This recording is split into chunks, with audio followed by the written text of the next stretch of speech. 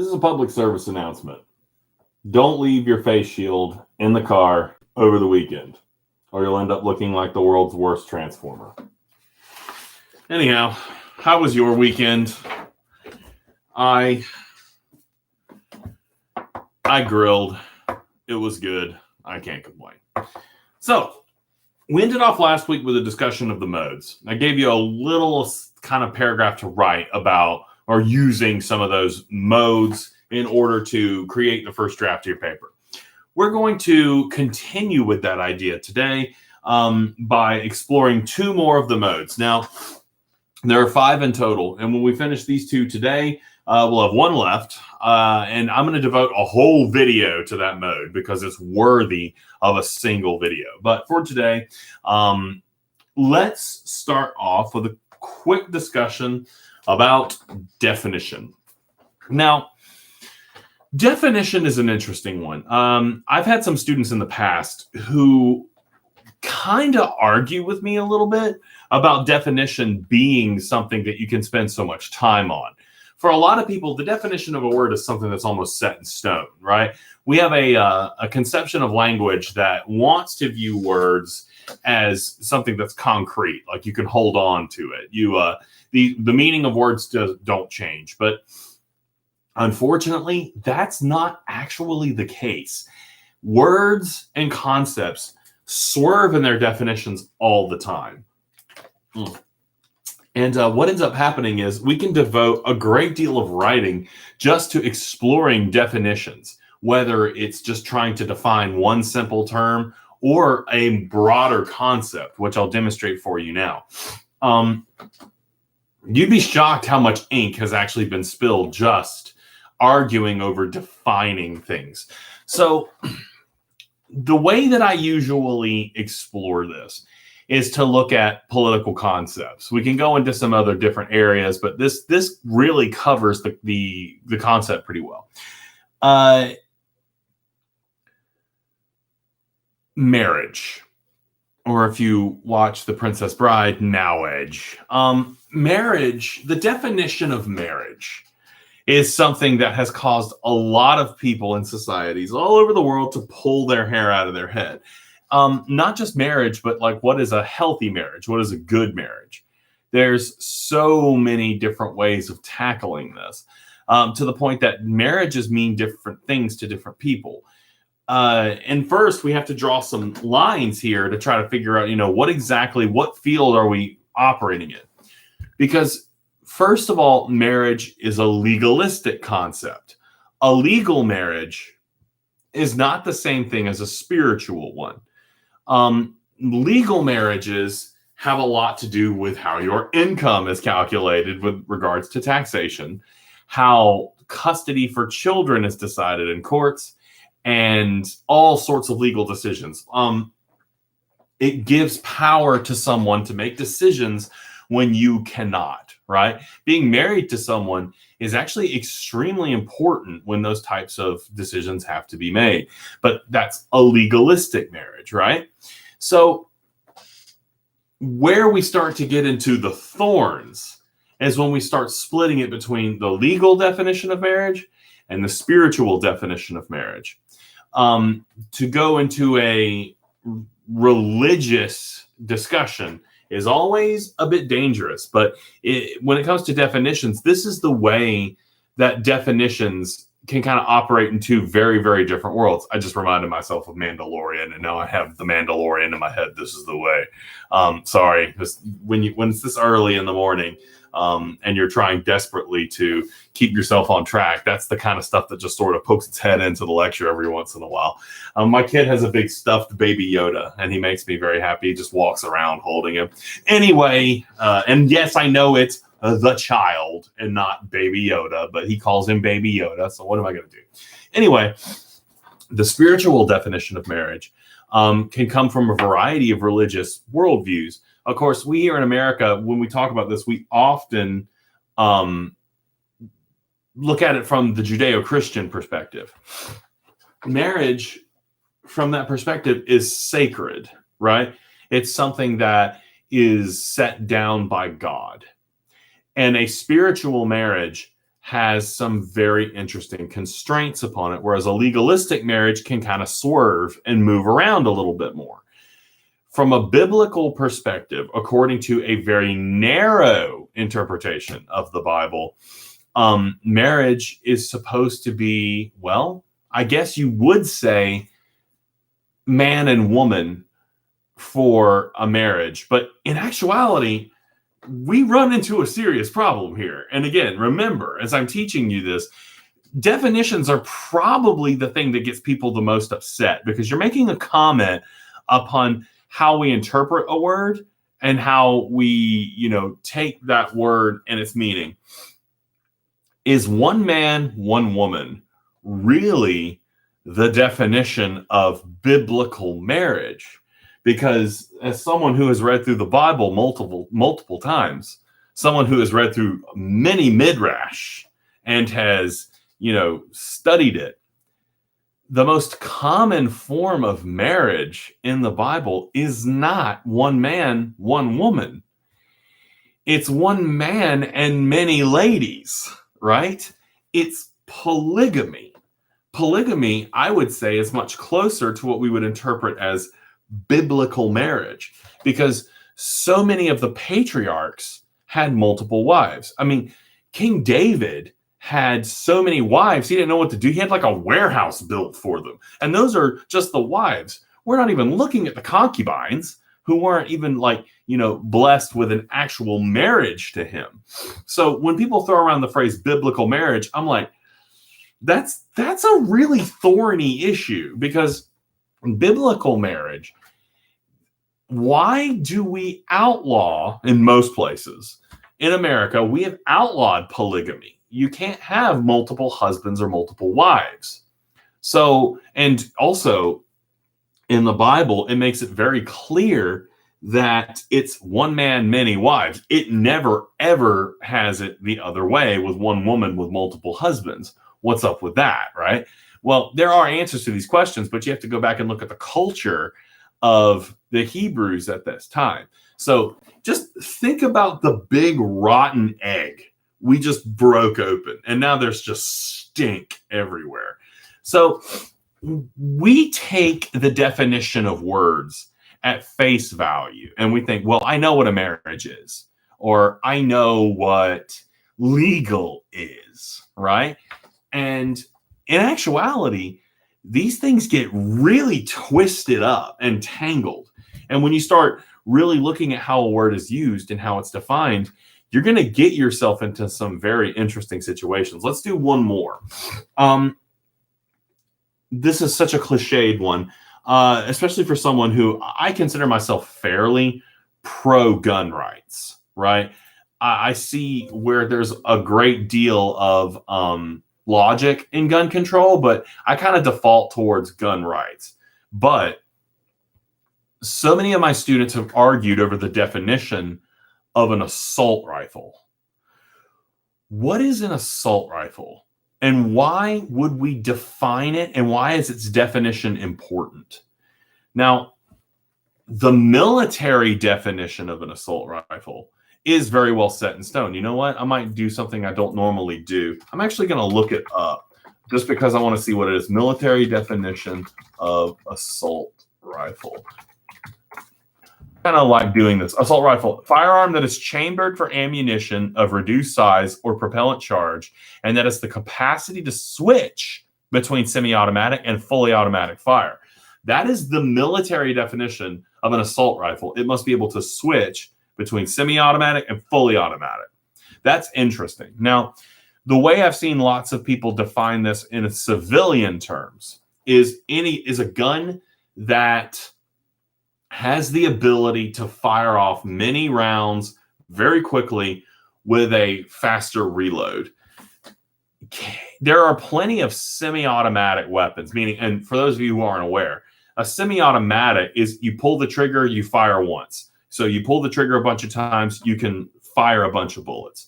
If I get anything wrong in this video, please call me out on it, because I'm not exactly an expert on this, so I'm kind of talking out of thin air.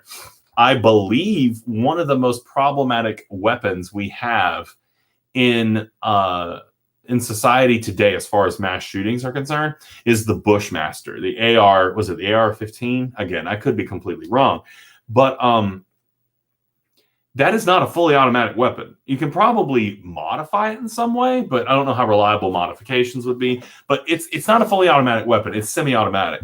But for a lot of these mass shootings, you can do a lot of damage without needing it to be fully automatic. You can spray a bunch of bullets just by hammering the trigger very, very quickly, and then it has a fairly quick reload. That's how a lot of civilians define an assault rifle. Something can be an assault rifle without necessarily being fully automatic. That's the military definition. The funny thing, too, I know that I'm about to get a lot of people mad at me. Call of Duty. I used to play Call of Duty quite a bit, and there are a couple of assault rifles in that game that are designated assault rifles, and they are semi-automatic.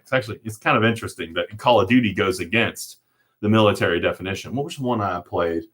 It might have been Black Ops. I played the first Black Ops. I played more of the survival mini game, but anyway, I'm getting way off track here. Now, why is this definition important? From a conversation about weapons bans, the assault rifle is the one that gets most of the attention.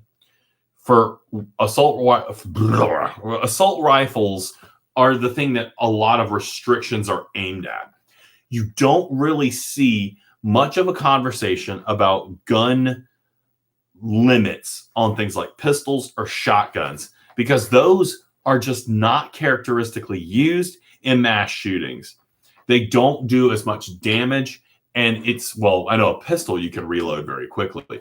A shotgun actually takes a bit to reload, depending on what kind of shotgun you have. But right now, the focus on is on the definition of the assault rifle. How do we define it, and what do we do about it? And this is why definition is actually extremely important in this conversation. Now, just think for a minute about what I've done with definition. Each of these modes present a path that you can walk down. I can start a paper with a narrative. I can start a paper with a story. I can start a paper with descriptive elements. I can describe something, or I can tell a story about it. And now, what was that? Something just fell from the ceiling. And now I just put definition into it. You can stop and you can be like, okay, let's do a definition here. Let's define something. Now, one of the artifacts that I've seen from people's education from high school is that they'll start a paper, or they'll start writing, and they're like, I need to start with a dictionary definition. Oh, for God's sake, don't do that. Don't do that. I don't know where English teachers got the idea that starting with a dictionary definition is interesting. It is not. It's cliched, and nothing will make me want to just not read your paper than starting with a dictionary definition. I value your definition more than I value what that dude Webster says, because your definition is an interpretation of the word, and interpretations come from you, right? They are based upon your opinion. They're based upon how you view the word. And one of the things that I've realized I have to kind of help students understand, so many students come into these classes and they think that their opinion on things doesn't matter. It does. Your interpretation is actually the thing that I really want. That's the thing that's my goal, is to get you to interact with concepts and write about your interpretation, how you interact with it. That's really the thing that I'm looking for the most when I grade. I don't want you to rehash what Webster said. I certainly don't want you to rehash what CNN or Fox News or MSNBC have told you. I want to see what you think. That's what really matters for me. So you can always start, or you can always sort of segue into a discussion about a definition in your paper. It's legitimate. You have the right to an opinion on these things, right? You have your right to interpret these things as you see it in the world. That is a mode of writing, and it's something that you can always use. Now, our second mode for today, and I'm actually getting close to where I usually like to cut this off, is exposition. I think I can do exposition rather quickly. It's a simple concept. Well, it's not a simple concept. So exposition. Another name for exposition would be technical writing. Exposition is basically writing of process. If you're doing a how-to article and you're trying to narrate your way through a process and show someone how to do something, you are exercising exposition. Manuals, instructions to a video game. Those are all expository. They narrate through a process. Now, we're going to talk about research a little more later. I have a lot of students who struggle to include research in their writing because research, when you're writing, most often opinion becomes like the centerpiece of writing in English 1101. And for a lot of students, their opinion is not something they're comfortable really delivering, right? So what you can do is, instead of basing your research and trying to fuse it with your opinion on things, a lot of students kind of sidestep that issue and go for a research-based project that is based upon a how-to article of some type, to like show someone how to do something and to narrate that process through their own perspective. Because your preference for, and this, I'm probably going to say something really stupid here, please excuse me, for people who actually know how to do this type of thing, you might have a different way of changing oil, right? There might be habits that you have or tips that you would have to make changing oil easier that might not be in a standard how-to article. I play Magic the Gathering. Yeah, nerd. I play Magic the Gathering, and I create decks of cards to play with my sons. How to make a Magic deck is something that you could inject a lot of personal preference into an opinion. So that the reason I'm telling you this is how-to articles, how-to writing, expository writing helps a lot of students get through English 1101 when voicing their opinion is not their favorite thing to do. It's a way to kind of sort of neatly package these things together. Expository writing and technical writing have really come into their own for two reasons. One, it's a whole industry that you can get educated in. You can major in technical writing as like a discipline. Mainly because engineers, again, I could get in a lot of trouble for saying this, but I'm going to say it because I know a few of them. Engineers have a tendency to have the social skills of a soap dish. If an engineer sits down and tries to write a guide to the software that they've designed or the hardware that they've designed, it's going to end up using a lot of jargon, and it's going to kind of go in some really weird directions. It can be very difficult for people to understand the instructions that are laid out by an engineer. They don't typically think with language as their primary value, right? And so there's a whole group of people who have become technical writers that take the notes from engineers and interpret them into more easily accessible reading so that people can then go and use products later. That's where exposition and technical writing really come from. But there's also a really interesting classical side to it as well. A classic essay is actually an example of expository writing if you're doing it in the real classical sense. Oh God, I'm getting boring now. Essays were originally designed so that when you finished an essay, you would know more about the subject you were writing about. It's supposed to be a process of discovery. You sit down to write an essay about abortion, and you're supposed to learn something about it through your research and then kind of putting together your opinion.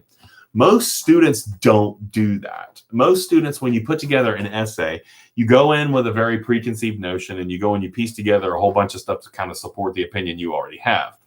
But if you're writing a true expository essay, you're supposed to explore the subject and try to learn something new from it. It's called writing as heuristic. And it can be a very beneficial thing to do, but that's just not what we teach students to do. And we typically don't give them the time to really experience that. But that's what the essay was originally designed to accomplish, was to get you to kind of like reevaluate your understanding of things, learn more about it, and reassess your thinking. So the classical essay is an example of a how-to or an expository piece. Now, exposition is pretty straightforward, I think, in the fact that since it's writing a process, it also encompasses any type of professional writing, resumes, professional communications such as business letters, memos, emails, anything that is supposed to be more formal because it takes place at the workplace, that is considered expository. You're trying to accomplish something, right? You're trying to achieve something in the real world, and so it falls under exposition. When I teach technical writing, one of the things that we do is we really practice workplace communications, team building, switching from one voice to another. How do you communicate outside the company? How do you communicate inside the company? And that kind of stuff. So that's that field. So we got 4 directions we can work in. We can write a story. We can do raw description. We can work on defining a concept or a word, or we can talk about how to do something, right? Now, the final mode, I think, brings all of these things together, and that's argumentation. Argumentation is when you are trying to persuade or bring somebody over or show the merits of your line of thinking, your stance on an issue. Good arguments utilize all of the other modes, right? Good arguments build off of everything I've already showed you here. We're going to hold off and we're going to really explore argument on Thursday. And that's a fun one because we get to talk even more about argumentative appeals and the strategies that we use in order to achieve what we're trying to accomplish. So I think I'm going to end this one off here. It's been a fun one. As far as an assignment that comes off this video, pick. You don't even necessarily have to pick. I've introduced you to 4 modes. I want you to write another paragraph that utilizes definition or exposition. Both if you want, but you don't have to. I really want you to concentrate on one of these modes. What I'm thinking of doing is I'm going to keep giving you these modes to write about. We're going to produce a series of very loosely connected paragraphs about your political writing, the political topics that you've chosen.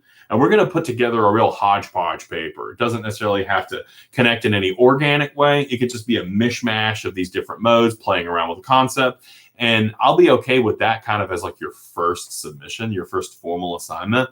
And I'm going to go back and write up an assignment guideline for that later. I think that'll work pretty well as a first draft kind of exercise. So yeah, today, write me another paragraph talking about your political concept and focus on doing definition or exposition or both if you're feeling fancy. All right. I'll write up the description and I feel it's pretty good for today. I think I'm good and I'm going to go something with more caffeine in it than water because I need more caffeine. And you guys have a great rest of your day. Thank you very much.